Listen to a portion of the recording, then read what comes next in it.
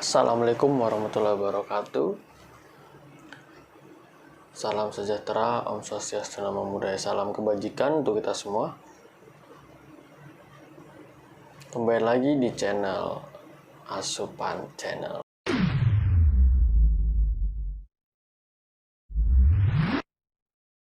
Pada kali ini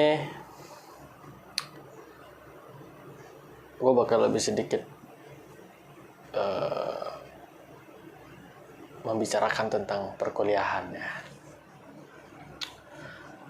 Karena pasti banyak orang yang bingung pentingnya kuliah itu untuk apa. Banyak yang kuliah itu nggak penting. Toh sekarang juga modern, kerja bisa online segala macam. Nah, di sini kita bakal mengulik-ngulik pembahasan itu. Yang pertama kali itu, kuliah itu penting karena kuliah itu dimana teman-teman bisa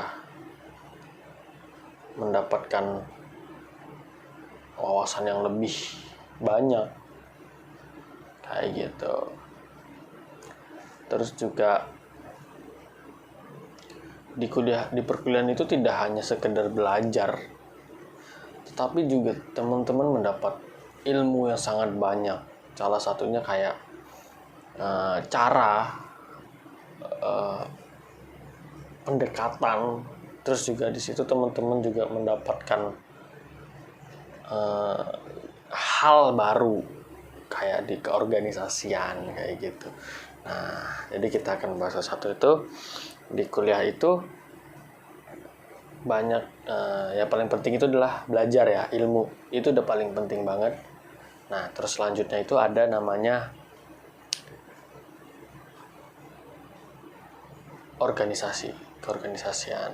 Nah, jadi di perkuliahan itu ada organisasi kayak ada BEM, ada DPM, ada UKM, terus ada juga yang Dewan Mahasiswa, Senat, dan segala macam.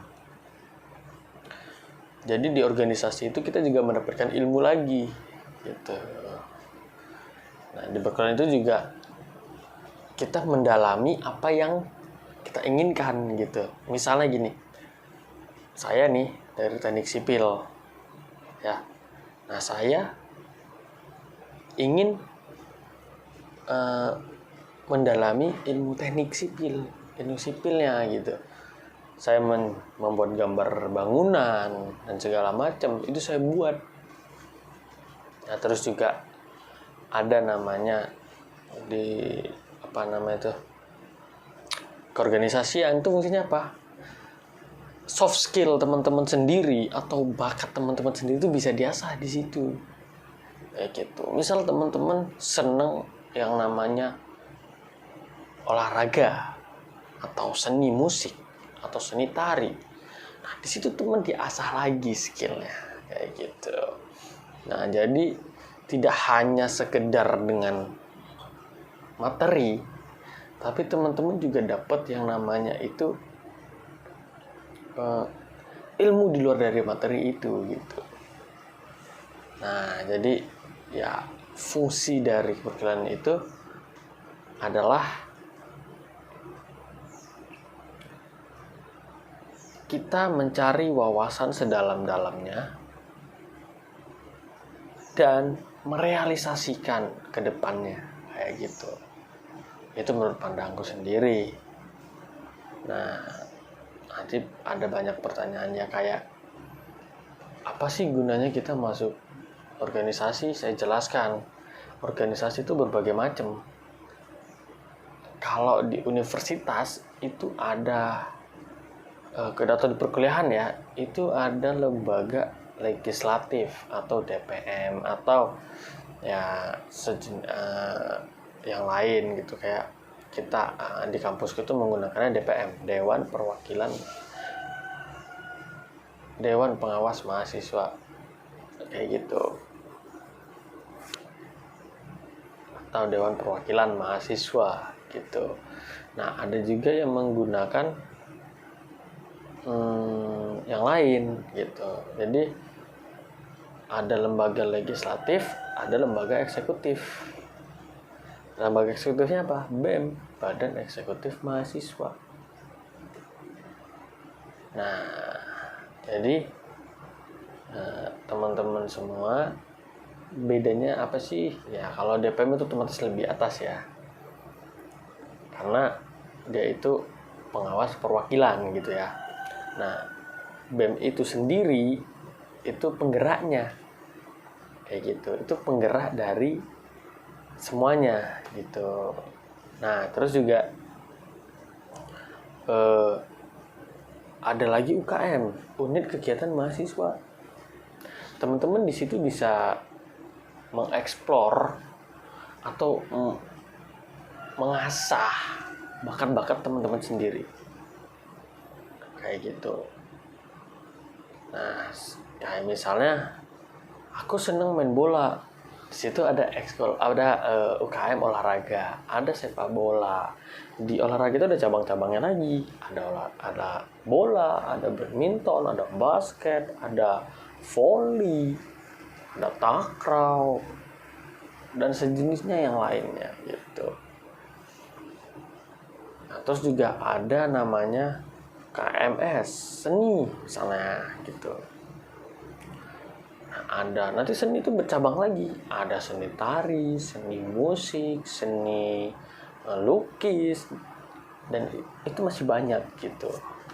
Nah, terus juga yang pecinta alam, pasti ada mapalanya gitu kan, mahasiswa pecinta alamnya gitu. Nah, jadi banyak sebenarnya apa sih fungsinya kuliah gitu. Banyak fungsinya gitu. Nah, aku berbicara seperti ini itu karena aku ingin mengeksplor kayak gitu, mengeksplor ke teman-teman semua bahwa di perkuliahan itu tidak hanya sekedar ini loh, kamu itu kuliah tuh begini-begini, enggak gitu. Karena pasti ada orang tua yang ngomong, ayo nak kamu belajar apa, kamu udah belajar aja, nggak usah gini-gini. Ya itu emang bener. Jadi ketika kita kuliah, ketika kita ikut organisasi ataupun kita ikut UKM, BEM dan segala macam, kalian harus bisa membagi waktu. Berapa persen untuk kuliah, berapa persen untuk KM atau organisasi kayak gitu. Nah, di situ juga kita belajar memanage waktu. Itu kan jadi pembelajaran lagi buat kita.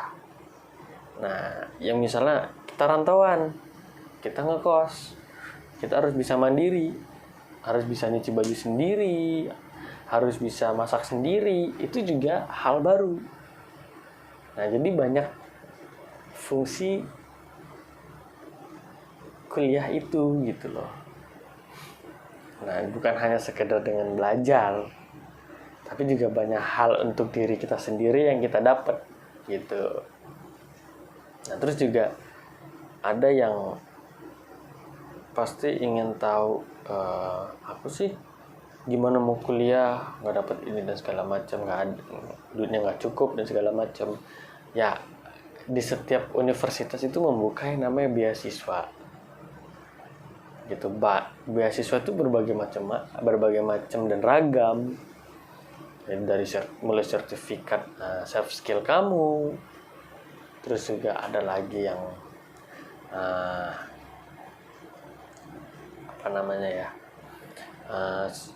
beasiswa dari nilai. Misalnya nilai teman-teman ada di atas rata-rata kayak gitu. Terus juga ada universitas yang membuka tuh gini, bukanya tuh sama tes, tapi kita bayar di awal. Nah, nanti ada pencarian beasiswa untuk di semester berikutnya. Teman-teman nilai di atas rata-rata, terus juga mencolok. Nah, itu pasti teman-teman bakal mendapatkan beasiswa gitu. Nah, sebenarnya beasiswa itu emang kita rebutan dari sekian ribu orang, kita harus menjadi yang nomor satu gitu. Emang persaingannya sangat ketat gitu. Cuman teman-teman jangan gampang menyerah kayak gitu. Nah, itu fungsi dari perkuliahan tadi ya, ada fungsi. Terus juga cara mencari beasiswa ya. Dari beasiswa itu yang pertama, kalau misalnya teman-teman yang punya soft skill bisa diasah, terus teman-teman mempunyai sertifikat, itu ada beasiswa tersendiri kayak gitu. Terus juga ada SBMPTN ya, SBM kalau nggak salah saya. Nah, terus juga ada lagi itu yang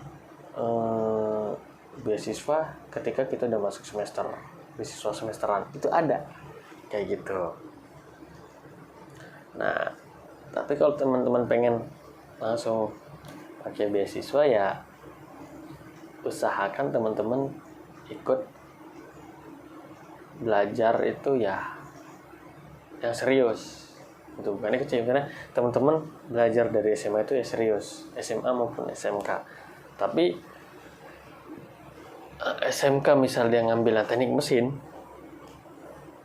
terus juga pengen kuliah, itu bisa banget. Bahkan di kuliah itu teman-teman lebih mendalami lagi hal tersebut kayak gitu.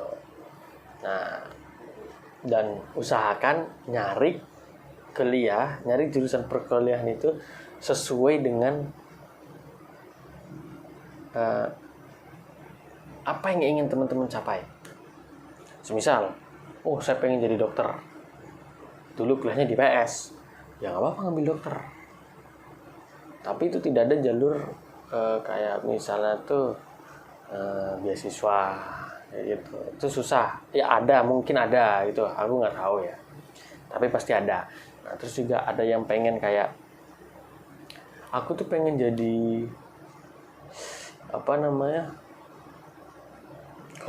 kontraktor, ya bisa. Atau aku tuh pengen menjadi pembisnis, ya bisa. Cari yang sesuai yang kalian ingin dapatkan kayak gitu, sesuai hati nurani kalian. Jadi kalian tuh kuliah dengan niat, bukan karena terpaksa kayak gitu. Kalau teman-teman gak niat kuliah juga nggak masalah. Nah, tapi kan kuliah itu kita tuh lebih memantapkan skill teman-teman semua kayak gitu. Nah, terus juga tadi ada fungsi, ada beasiswa.